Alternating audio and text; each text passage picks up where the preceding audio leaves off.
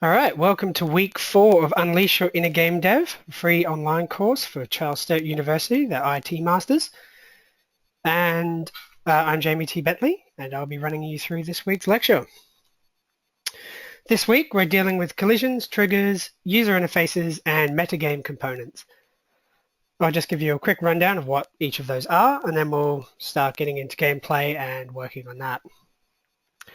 Collisions are basically how things collide in Unity.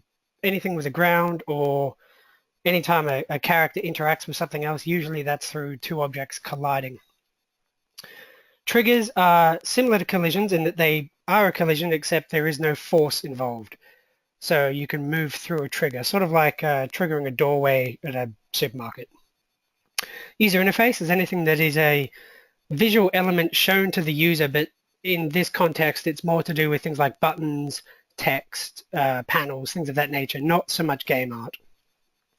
And metagame is looking at things like keeping score between scenes. Sometimes you might need to show your high score in the front menu, or you might need to keep inventory elements from one scene to the next. And we'll be looking at some very basic ways to sort of handle that. So first we're going to have a quick discussion about collisions. Any object in Unity that needs to collide has to have a collider on it. There's quite a few variations of colliders. You've got your sphere collider, box collider, cylinder collider, capsule collider, mesh collider. You also have your circle collider, and these are for two-dimensional games. Box collider, and there's, also a polygon collider. Now they can be static or dynamic. If it's a dynamic collider, obviously it means it moves, and static is for things like level geometry where things aren't going to be moving much. Now, in order for two objects to collide, one of them, at least one of them, must have a rigid body component on them. The collision within Unity, unless you're building your own collision system, is done with the physics, and that is accessed through the rigid body. They can also be tagged as a trigger. So, as I just mentioned on the previous page, two objects that collide, if they both have rigid bodies and neither are set to a trigger, they will bounce off each other, or they'll apply friction or any of the above. But if they're marked as a trigger, one can pass through the other. And all we get with that is a trigger notification, which we can then do whatever we want with. Complex collision systems can be built with simple primitive colliders, and it's quite fast. The slowest collider type is the mesh collider, and the fastest is actually the sphere or circle collider.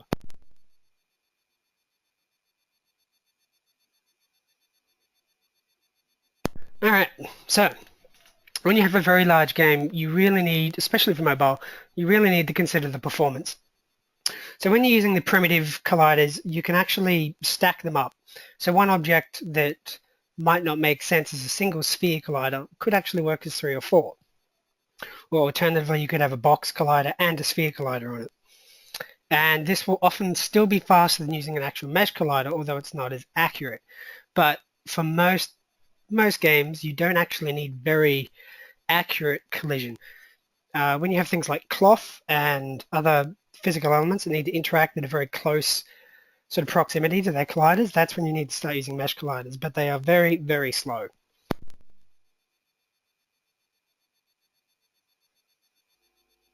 So next up is triggers.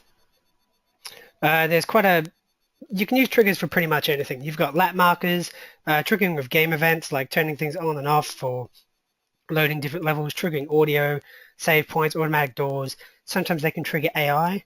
For example, you're in a stealth game and there's a trigger on the ground, which might be motion sensor or maybe a loud twig or leaves. And the moment you hit it, the AI is then triggered to look at you. And you can also use it for resource loading. For example, you run through a corridor and there's a door in front. As you're going through that door, that's a trigger for Unity to load the next level asynchronously in the background, which we sort of touched on very briefly last week. In a large open world, you would have a fairly complex resource loading system, but it would still be effectively built on triggers. Now, triggers are relatively easy to trigger. They're very similar to how a collision is triggered, except instead of on collision enter, they're triggered by on trigger enter or on trigger enter 2D. So effectively, it's the same class, it's just that it doesn't interact with the rigid body. So we'll just jump back and I will give you a good example of some working triggers. So this is this week's demo project. It's very straightforward.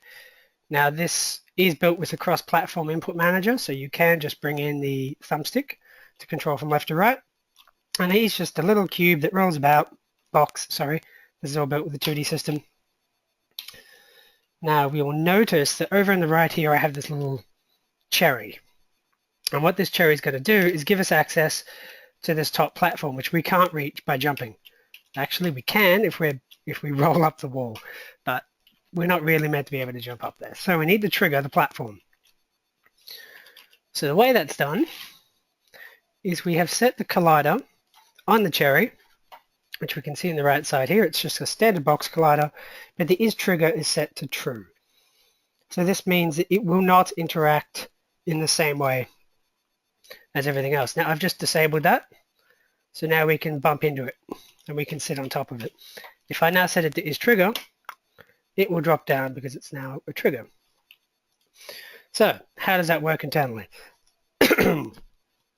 Now triggers can be triggered in a whole pile of different ways. They can be triggered by the player, they can be triggered by what's walking into them. In this particular circumstance, I have chosen to do it with the player.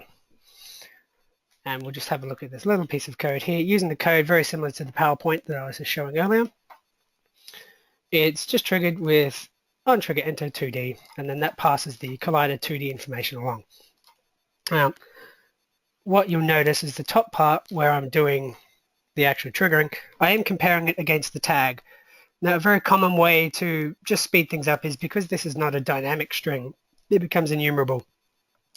So it doesn't have to add up the math, to compare it against another string at runtime. It's quite fast.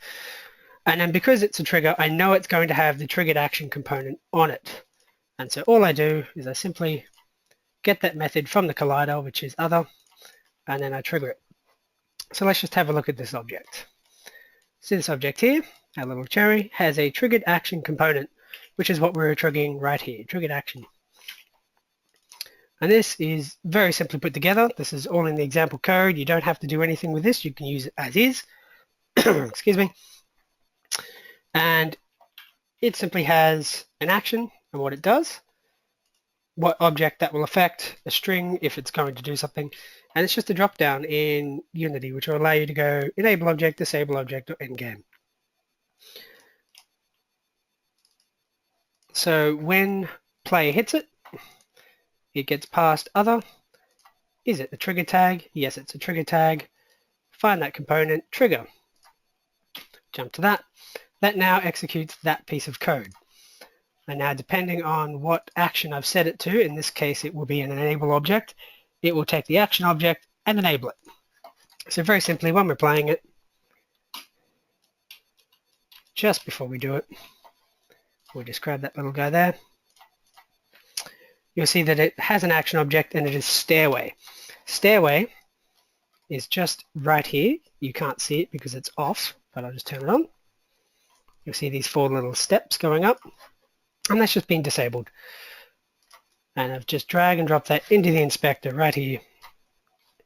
So once we hit go over it, oh, and it's not set as a trigger, now it's a trigger again. This now turns on.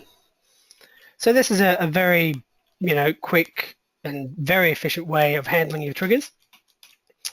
And then this little guy up here, which is a second trigger, he does the exact same thing, except his action is set to disable object, and his action object is the top platform, which is these 4 blocks here. So when we hit this, it's going to vanish. So we'll just jump back into the game, and we'll hit it, and now that platform underneath us has disappeared. So that was a very simple little example of some basic triggers which you guys can use when you start building this level out a bit more for your homework. And we will be adding another trigger just quickly that handles the loading of the main menu. And that's this one. This little trigger here is just set to end game and then level to load, because that's what that does. If the trigger action type is endgame, application load level, and then it will load it. Now this isn't going to work because we haven't actually made that scene. That's part of today's project, is building that front end main menu. And I've also said main level. It should be main menu. So I'll just say that. Now this project is already pre-set up. Your cameras are already done. Your background cameras are running. There's not that actually much to do. It's all going to be about designing this time and implementing your own sort of game design. And I'll just fix that object that I disabled the trigger on so it works properly every time.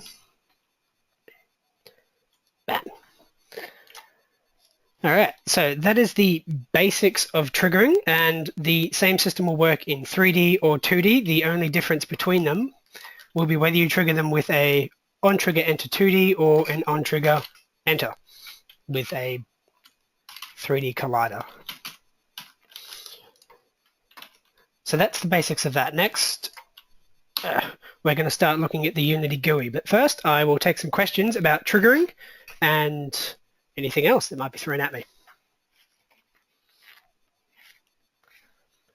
Hey, Jamie. We currently don't have any questions, so why don't you just move on and then we'll see if any more pop up. Okay, excellent. All right, so next up we're going to be covering the Unity user interface. Now it's relatively new. They used to use what they called OnGUI, which was predominantly built with a scripting interface. Now it's a lot more what you see is what you get editing. It's a lot easier to use. It has a user interface for designing.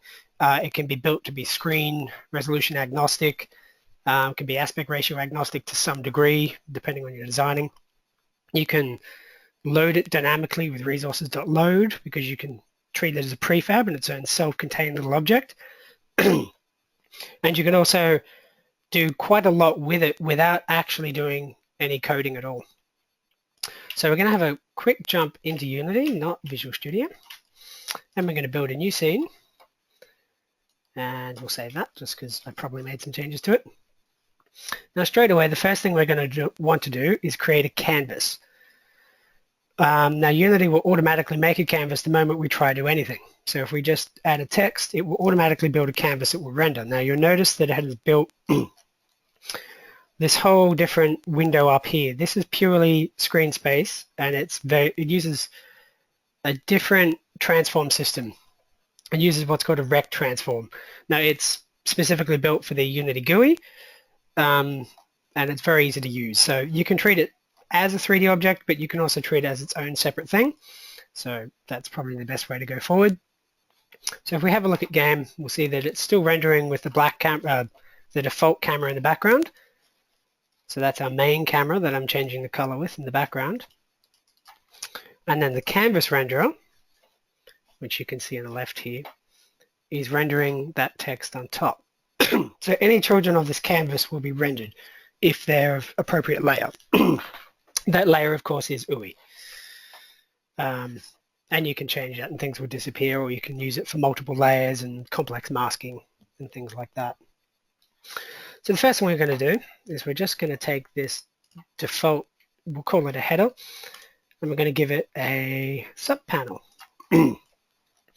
Now the reason I'm doing this, and you'll need to select, up here we've got the selection, move, rotate, scale, and then there's a rect transform tool in the top left here. This is specifically for dealing with GUIs. It's designed quite well. You can resize things. You can move your anchors quite efficiently and things of that nature. So this now has a child, which we've called game object. We'll just call it the top panel for now. So now we can drag that text into the top panel.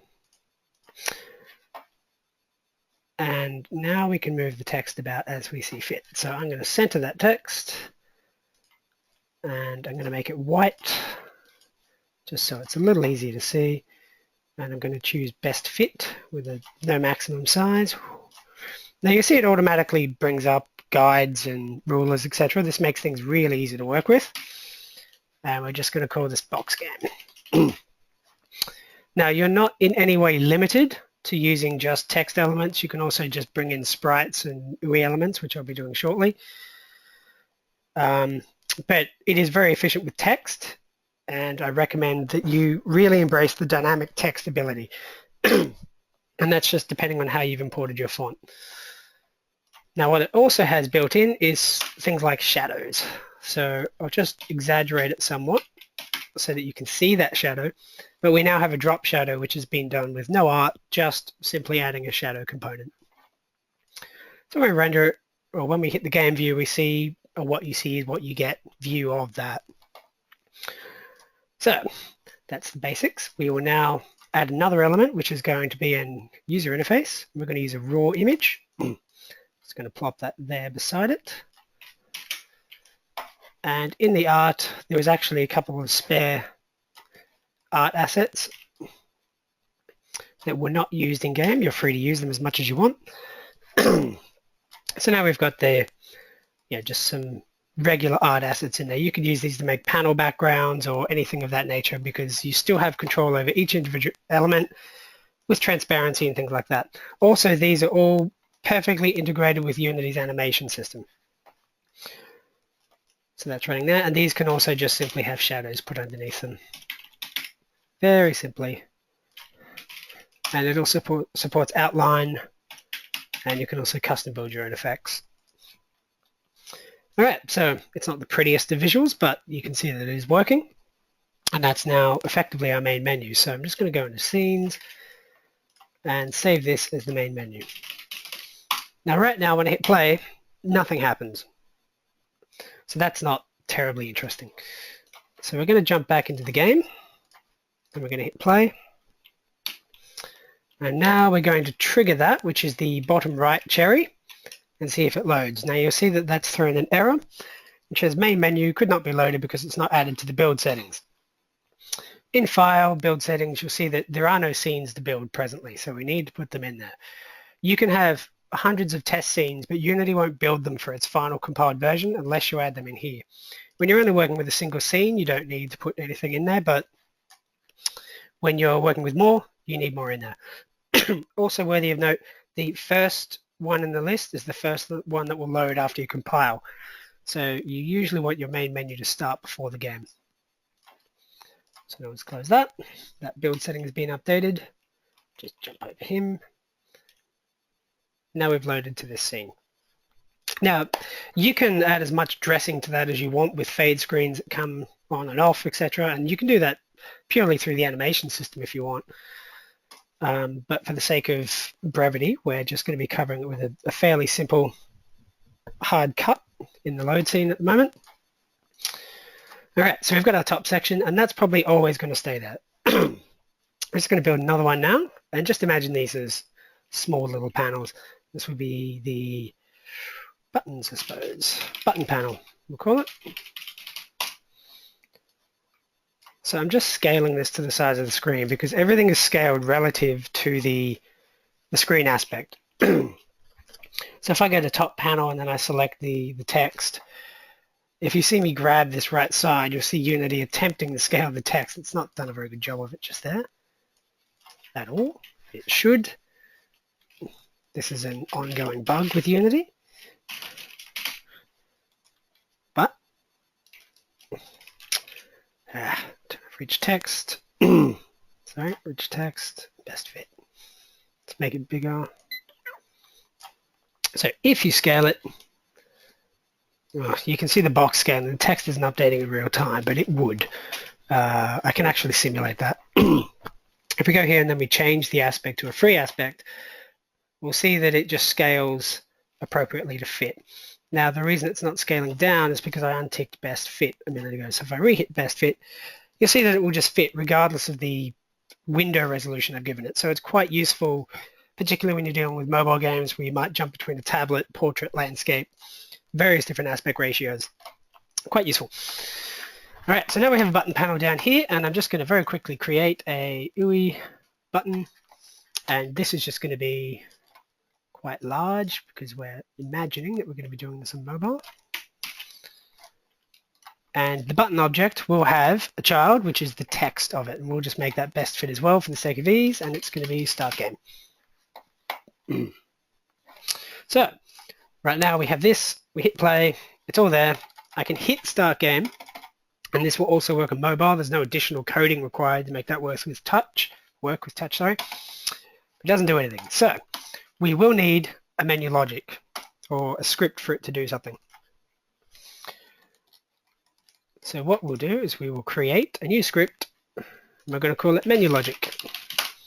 I like to have things that control most of the scene from a fairly broad overview. I like to just call logic. If it's a menu logic, it'll be menu. If it's options, options logic, game logic, things of that nature. Now I've just applied that to the canvas. Now the reason I've applied it to the canvas is because if I drag that to resources, and I just call this the main menu, if I drag it to there, that's now a fully self-contained piece because it's not referencing anything outside. If I was to put that on the main camera and then I drag it in dynamically, like I do a resources.load, it won't be able to find that. I'll have to go search for it in code manually. Whereas if it's all contained in a self-contained little piece, so menu logic being on the root object, that makes things a lot simpler. So we're just going to make a very, very quick public void start game. And all that's going to do is do application.load level and then the name of the game. It's the scene we want to load, which is game. And you can see that just there. So very simple stuff. We can leave start there. That's, or not. It's not that important regardless. All right. So now we need to make sure that this button actually triggers that piece of code. So on every button object, you get this on click, and that's effectively what happens when you click it. So if we hit plus, you get a whole pile of options. Now I'll just give you a quick detour to show you the power of Unity's interface without having to go through code, is I can now select this, let's say it's parent object, put it in there, so that's now the target object. I can go game object, set active, whoops, sorry, wrong one, game object, set active, and just have that disabled. So when I hit play, when I hit that, it's going to set the game object, the previous game object, to false. It won't be on anymore, so it's turned itself off. Obviously not that helpful if you start trying to start the game. So I can now drag the UI root onto there, and now you can see that menu logic is one of the exposed items. Now because that method we did was a public, we'll see right here that's called start game. So now when you click it, it will trigger the menu logic start game method, which is this, and all that does, just zoom in a bit, can't zoom in for some reason, is load the game. So quick test of that theory, bam, game is working. So now we'll just go back to this trigger, we're back to the main menu.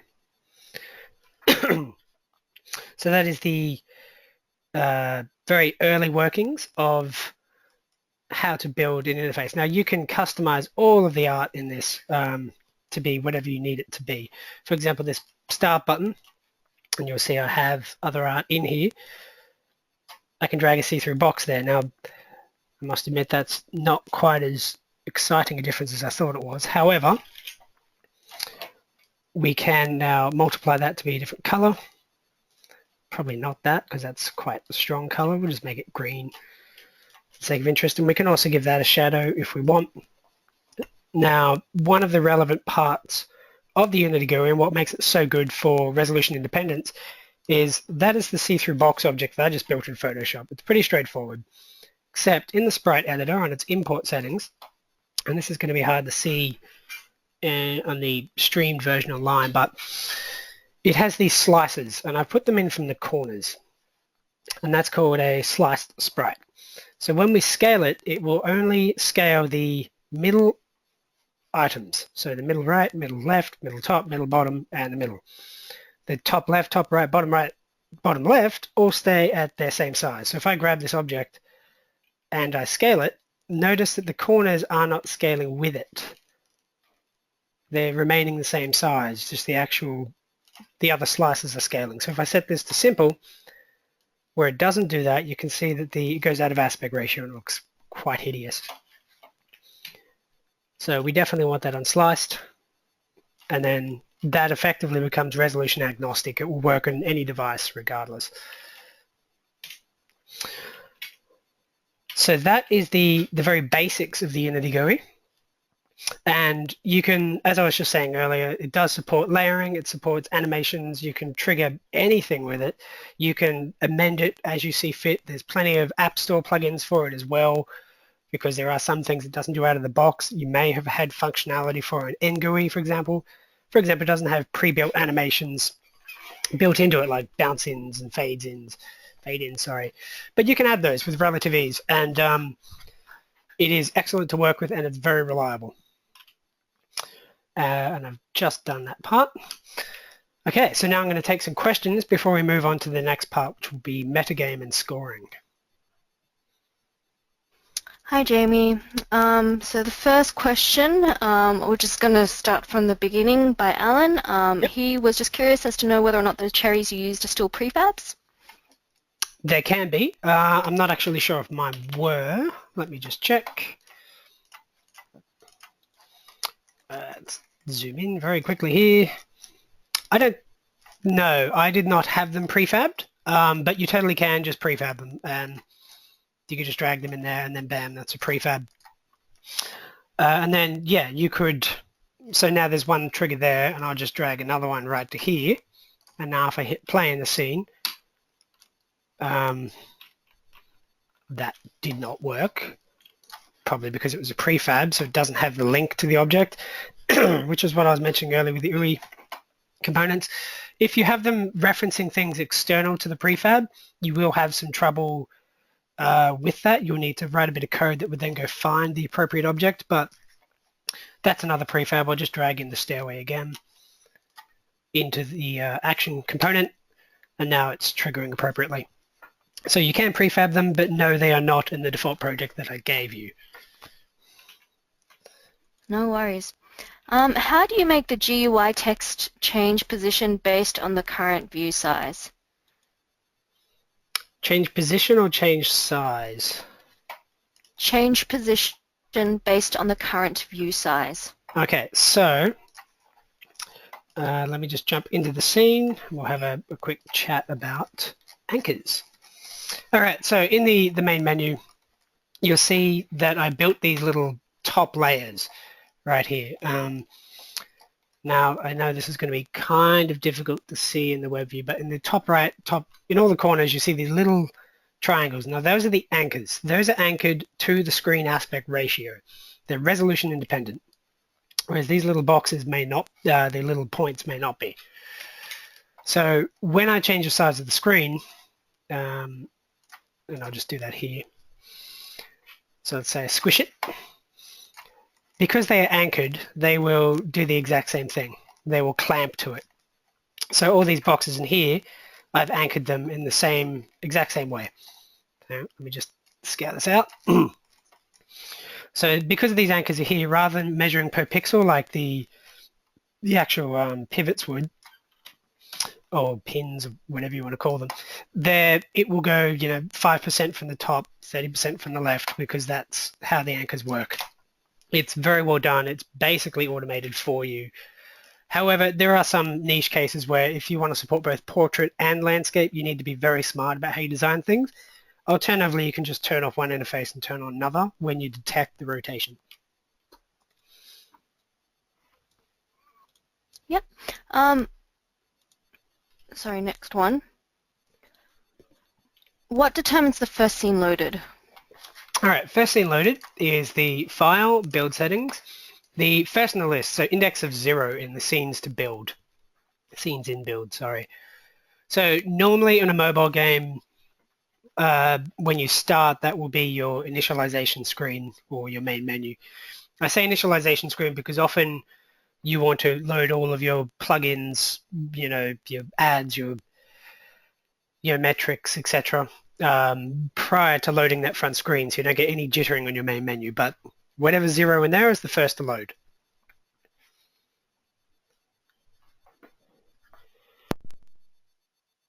And last question. Yep. If you rename the canvas object to something like main menu UI, is there an easy way to remind yourself that it was a canvas, some sort of visual cue in the Unity interface somewhere?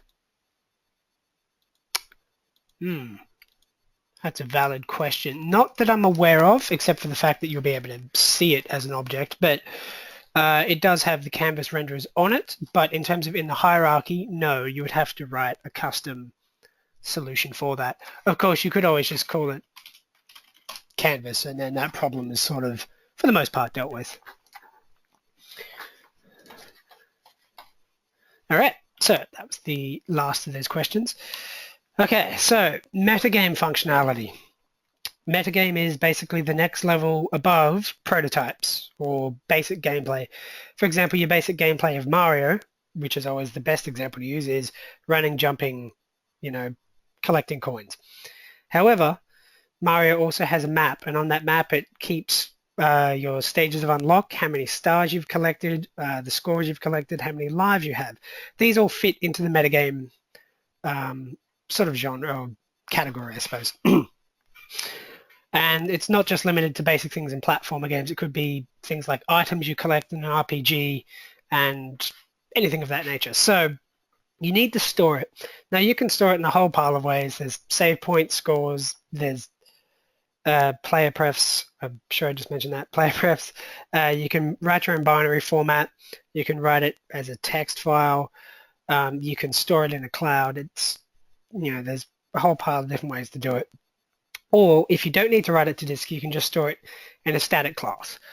And a static class is something that is not destroyed, removed, or does not have a unique instance per scene. So if you have it's quite common to have a global settings or just a global dump of variables that will stay there throughout the game, often used for settings, etc. So if in that static class, which is never public class, it's just static, you set the score, it will persist from one scene to the next. Whereas if you store that score in your player character, once you jump into main menu, it ceases to exist. You don't have a copy of the score. So where I'm just going to show you a very straightforward method of keeping that sort of data. We're going to jump back in the game. Now, for the sake of ease, this player component actually already stores your score. And you can see it too. Now, of course, there is no score because, well, I should say there is a score. It's just 0. There's nothing to pick up yet. And I came prepared. So you can see that I do support a pickup tag on the actual trigger because the pickups or coins or diamonds or whatever you use for your art, they're going to be a trigger. So now I need to actually make one. Now I have this gem, little piece of art that I have prepared, and it's not the most amazing looking gem. I'm not going to lie to you, but it will do for our purposes. So we know that it needs to be a pickup tag. However, it won't work simply because there's no collider. Now the quickest collider is a circle collider. And we're just going to set that to trigger. So if we just select our player before we collect it, you'll see in the bottom right, you'll see the score. Excuse me. And now that's incremented by 1. So we're going to make a couple of clones of this just quickly so we can get a higher score. We'll just plonk them sort of arbitrarily. Whoops, sorry. That should be enough. So now we can get a decent score. So now we're collecting a score. We need to store it somewhere. Now you can store it in RAM, which is the static class I was mentioning earlier, or we can save it to disk. I think for the sake of ease, it's probably best to save it to disk. And the way we do that is with the triggered action component again. Now we know that there is a player. However, when we jump to the next scene, we're doing it from a totally different object that doesn't technically know what a player is. Because if we jump over to triggered action, notice it doesn't know what the player is, it doesn't know what it does. So we need to store that somewhere, and we need to, write it to disk. So the way we're going to do that is if we do trigger an endgame event, we're going to do a player.instance.save score. Now there's heaps of different ways to do this. Don't hold this particular method against me. Now the first thing, of course, is instance doesn't exist because player is not a static class. Now you can mix a public class and a static class, and static just means that it's omnipotent, it's everywhere, omnipresent I should say. So we have this public class, but we can't access it from anywhere else unless we explicitly call it, like the same way we get a component here, but we might not want to do that all the time. So we can just add a fairly simple static reference, and it would be a public static player, and it will be called instance. So now we have an instance equals this. So now you can see my Visual Studio is going a little crazy about those warnings. So now we can tell that it is actually aware that instance means this component here, even though I've not done any hard references between them. But obviously save score doesn't exist. So we'll just quickly add one that says public void save score. Now I'm not going to go too insane with this one, but the player prefs is amazing. It's simple, it's very easy, and it works with 3 different formats by default: integers, floats, and strings. So we know that our score is an integer, so we're just going to call it score. And we're going to feed it the score. So if we just have a quick look at the code hint there, it takes a string, which is the key we're going to save it as, and then the integer is obviously the value that we're going to save. So now that we've done that, we're now saving it. Now I'm not going to go forward and get a score just yet by playing it. I'm going to, sorry, wrong scene. Actually, we'll save that scene. I'm going to jump into the main menu, because the main menu is where I want to show the score and show that something has actually occurred. And for those who are asking in week 2 how I quickly zoom around the scene, that hotkey that I do is F. It just fits your selection to the screen. All right, so I'm going to create another chart here, and we're just going to call it score panel. Very simply, just going to put it down here, bottom right, nothing too flash. And it just vanished for some reason because it doesn't like me. All right. So we're going to have one text object here. It should be quite large, and it will be centered. It will say our score. Now we could change this to best score, but I'm just going to do last for a minute. We'll change it to best score in a minute. Best fit, and we'll give that a little drop shadow as well. Very simply. Now we're going to duplicate that. Now there's a whole pile of different nomenclature you can use here. I personally just prefer label score.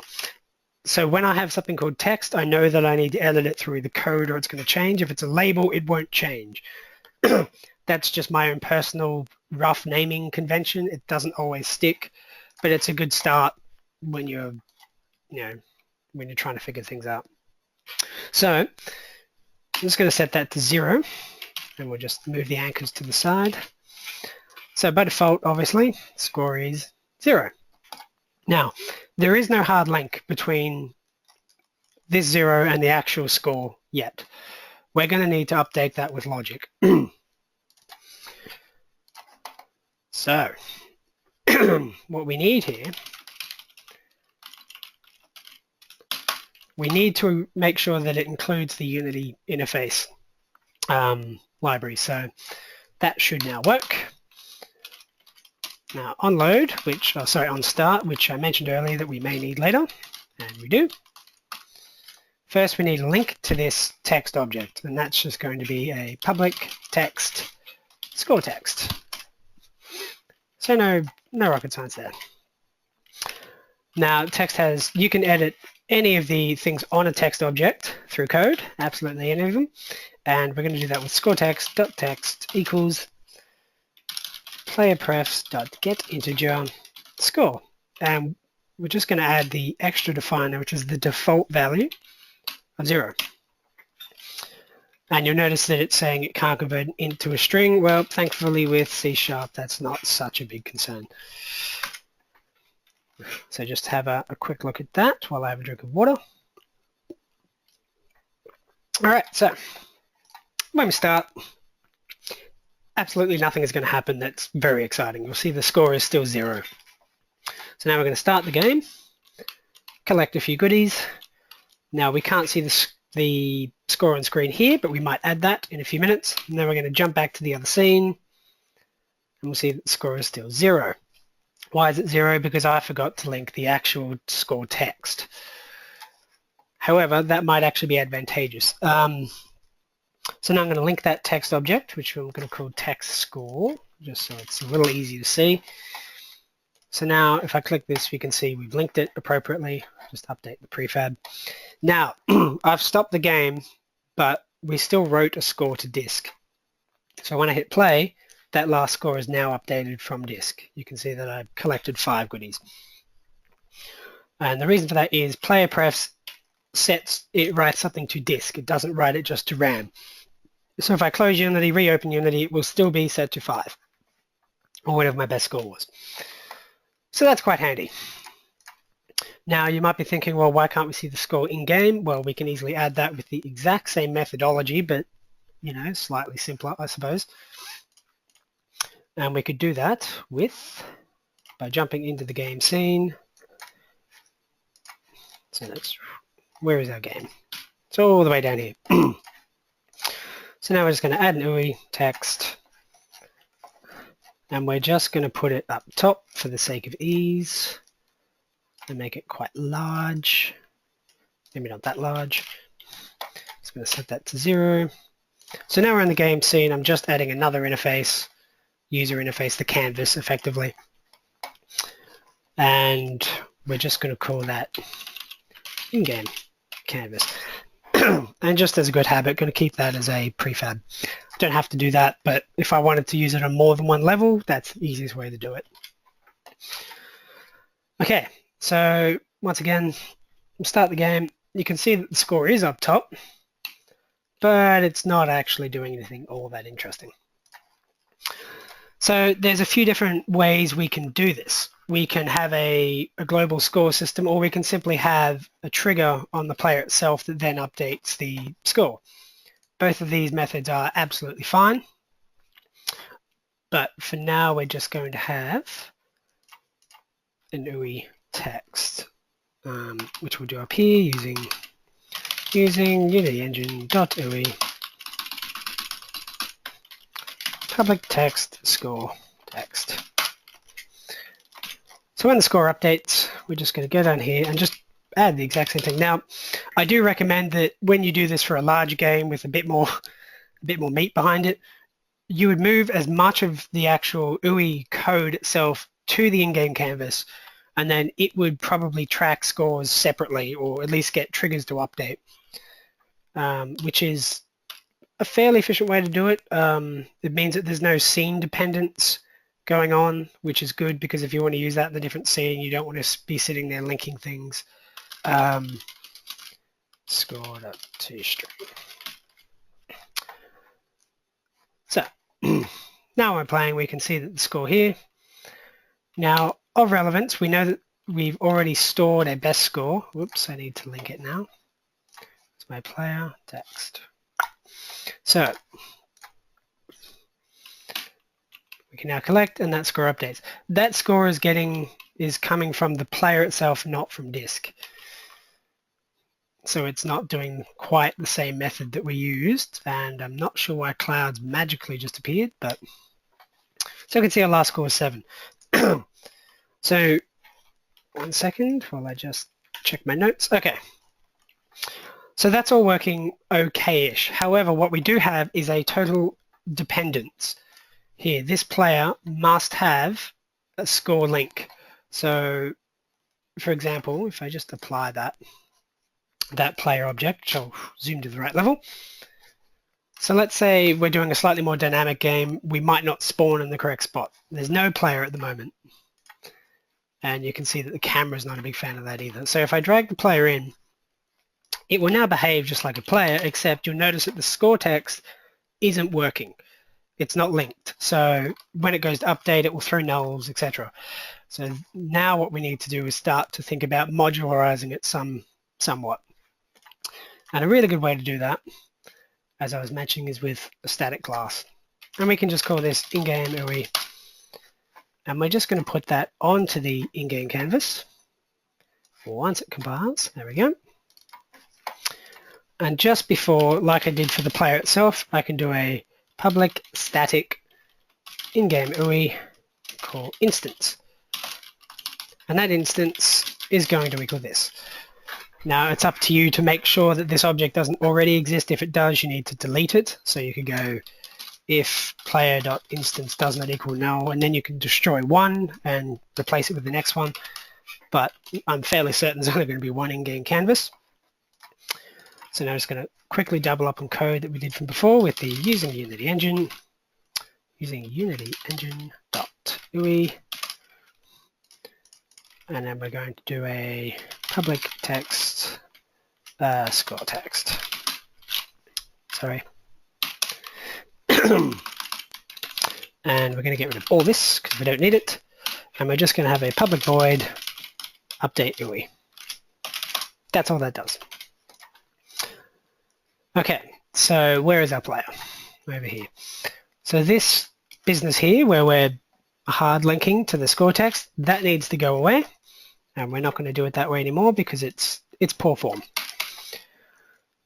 What we want to do now is access the in-game GUI dot instance, sorry, lowercase instance dot update GUI.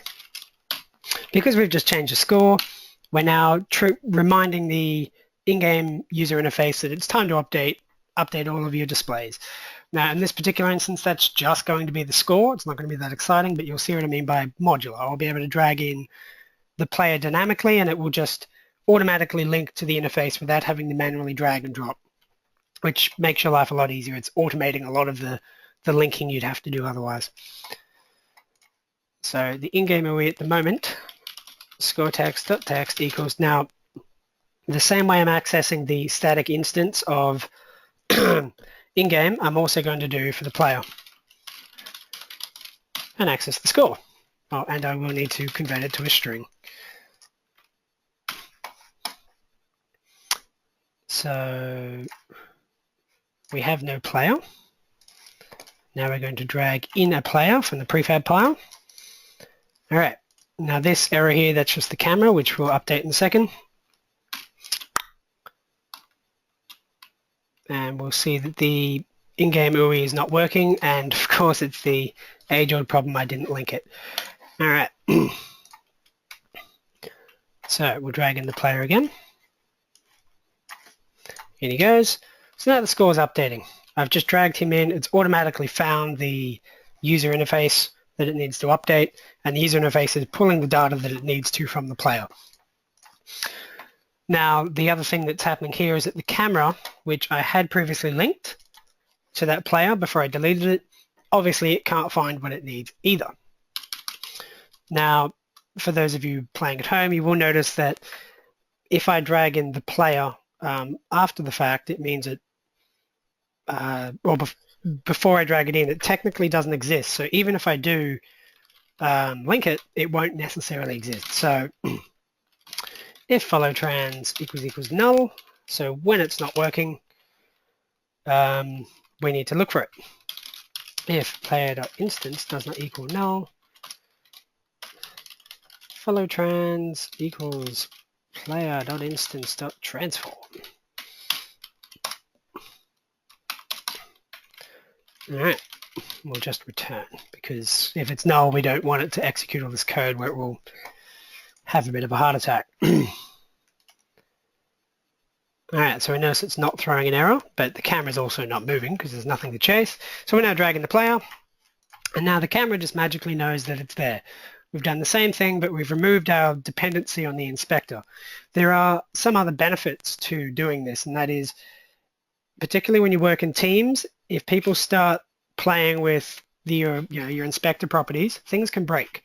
And especially if programmers start rewriting core components of the game, you will start breaking entire sections of the game. So usually you want to keep basic linking for things that you know there's only going to be a couple of.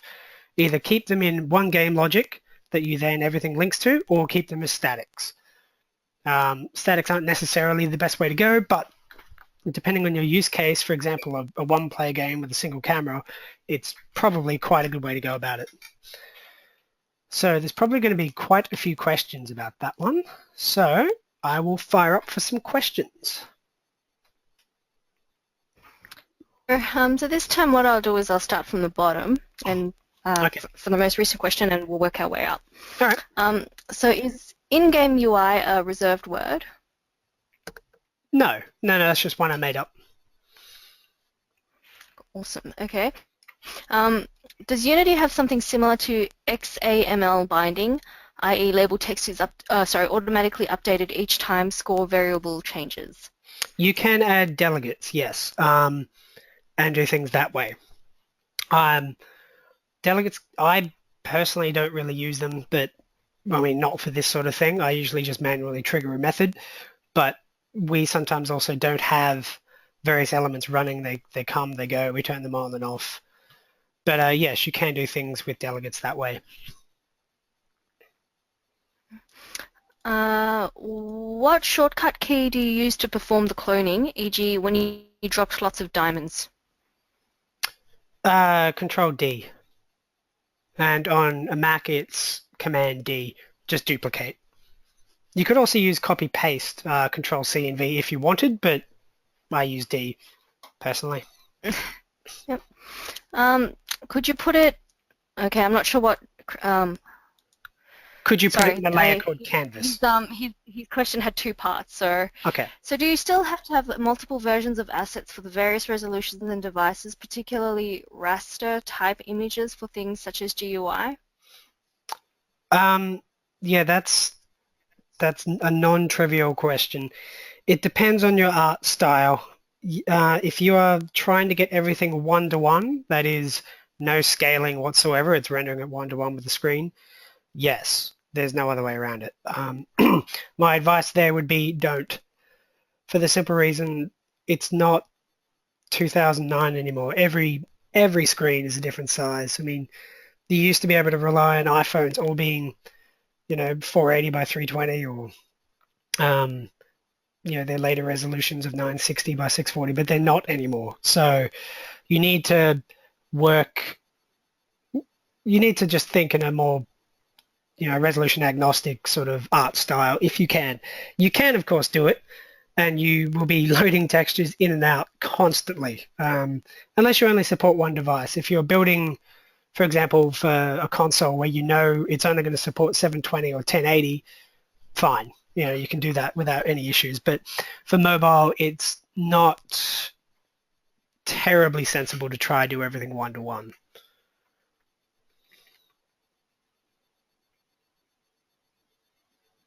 I muted myself again. Okay. Is it possible to show particle effects when the user presses a UI button? Yes, you can trigger a particle effect like any other object within that space. It just needs to be on the same layer, like you need to put it in the UI layer. It's just a regular camera. It's just got a nicer wrapper so you can see it differently. And yes, you can also use the same. You can do it in 3D space as well and use it with regular cameras if you want. Can you add 3D objects to a is it a UI? Yes, I actually just answered that question, but yeah, you can. Is the short answer. But you can do all sorts of really interesting things with layering of cameras, etc. But effectively, even though it's wrapped to look very different, it is just a camera. They just call it a canvas, so you can use it accordingly. Mm-hmm. Can buttons show different images depending on the status, on mouse over, clicked, disabled, etc.? Yes, they can. And by default, let me just jump into the appropriate scene here, which will be the main menu scene. Sure, we'll save it. And we'll just grab the button itself. By default, it just tints, but there's also transitions between sprite, swap, and triggering animations.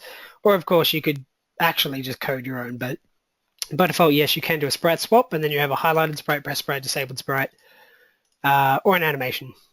Same thing. Color tint is obviously the laziest of those choices. So I'm quite a fan of that. But usually when you have a proper interface artist on board, they will go absolutely nuts. Can I create my own TTF font files and import those? What's the limitation of doing this? To be honest, I've not imported my own custom TrueType fonts, but you can import fonts. You just drag them into any folder, and then let me just quickly grab one of my other projects. If I can find, there we go, a window. Why isn't it coming up? Because it hates me. 1 second. I just quickly check to see what the import dialog looks like. I'll just bring in a font from another game. What should we pull it? 1 second. Assets, art. Here we go. So we'll just bring in a TrueType font here, and I'm just going to drag it into the first directory I find, which will be assets. Okay, so as you can see, we've got font size, smooth, and character dynamic. Now, you can pre-build your font set, so it's effectively a bitmap set. Or if you have it to dynamic, it will be rendering the font on the fly, which can be quite expensive in a mobile game. You might not think it, but it does add up, and we have dealt with bug fixing where it was generating quite a bit of garbage from doing that. However, that was Unity 4. We're now in Unity 5. Maybe it's a bit better. But that font is now imported, so now when I select Start Game, I can probably choose it from the font list. And yeah, that's just importing your own TTF fonts. How you actually produce the fonts if you're bringing in your own personal custom ones depends on your font system itself. Can you have multiple canvases, i.e. one for text, one for buttons, etc.? Yes, you can have as many as you want. Oh, and they are layered in a fairly similar method. You can see that the canvas component has a sort order like a regular camera where you have your depth, but they call it sorting. Something else that wasn't explicitly mentioned earlier, because I didn't have overlaying elements, is if I duplicate this, you'll see that it's rendering in front of this button. But you will notice that there's no depth controller here. So it actually becomes dependent on the order in the hierarchy.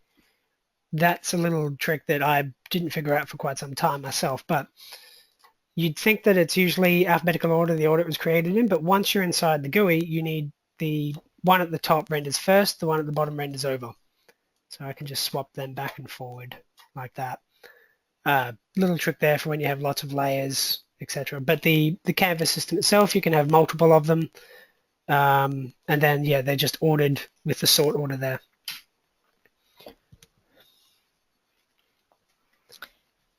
Thanks for answering those questions. That seems to be it in terms of questions from the audience. Okay, excellent. So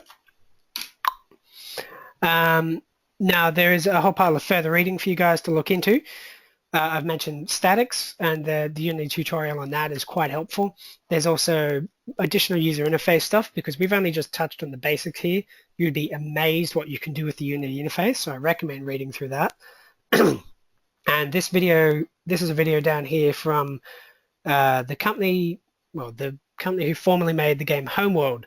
They've been building a game called Hardware Shipbreakers.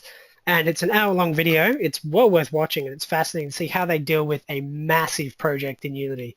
Because we've only been dealing with small platformer-type games, and dealing with a massive project is sort of outside the scope of it. But there they'll cover some really great stuff, including, threading, statics, using too many components, not using enough components, linking, things of that nature. Now, there is also homework for this week. Using the art assets provided, and you don't have to use the art assets I provided. You can use them from any week or from the asset store. There's plenty of free ones. I'd like to see a level that's that sort of platformer game that takes at least 60 seconds to finish. And by finish, it either brings up a score, goes to a loading screen, or you restart. Either way, roughly 60 seconds of playtime. Add a score to the display, which I've already done, so you can just follow that. Now, I'd like to see a new trigger type. Specifically, the one I've done here simply turned on the object. It didn't do anything terribly exciting in that regard. So I'd like, if anyone's played Mario, of course, sometimes you'll turn on these little platforms that will only last a couple of seconds before they disappear again. A quick hint on how to do that. You could add that to either the trigger script itself or to the object that gets turned on. Yes, and that's the homework, and I'd love to see what you guys produce and just put up some screenshots in the forums, and if you like, you can also upload some playable demos, because that would be awesome. Oh, and another note which isn't mentioned here is that this will work on mobile. The only thing I didn't do that requires it to run on mobile is I didn't bring in the cross-platform input mobile single stick control, which isn't turning on right now because I'm in PC mode, but if it was, you would see it down the bottom left. But if you do that, it will work perfectly on mobile. And that concludes week 4 of the mobile development video game course. And I look forward to seeing you guys in the forums. Thanks, Jamie. Before we completely end, I should just quickly go over the exam. So the exam will open up next week on the 29th of February on Monday. There's going to be 40 questions as per all our other exams, and there will be questions based off each section of the week. That's right, Jamie? That is correct. Yep. So the exam itself will be an hour long. You can, like once you log in, you only have one chance at sitting the exam to get the certificate. Now, if something happens, your computer explodes, you're shut out of the exam when you logged in, your internet cut off and then you couldn't get back in, please email us at shortcourses@itmasters.edu.au and we'll get back to you. But otherwise, we will have that up and ready for you guys next week. Good luck with it. Oh, and I've just seen a question by Peter. Can I still complete homework late and still do the exam? Yes. The exam closes on the 7th of February at 11:59 p.m. Australian Eastern Daylight Time. So as long as you get your homework done and your exam done by that time, you will be fine. So, sorry, March. Yes, the 7th of March. Sorry about that. It is not possible for you to sit the exam without having completed the homework. That's the way the homework has been set up. So do your homework. I know that sounds very high school teacherish of me. Do your homework, then sit your exam by the 7th of March at 11:59 p.m. and you'll be fine. Don't start your exam at 11:59 p.m. though, because if you start your exam at 11:59 p.m. it's going to shut at 12. So that should be it.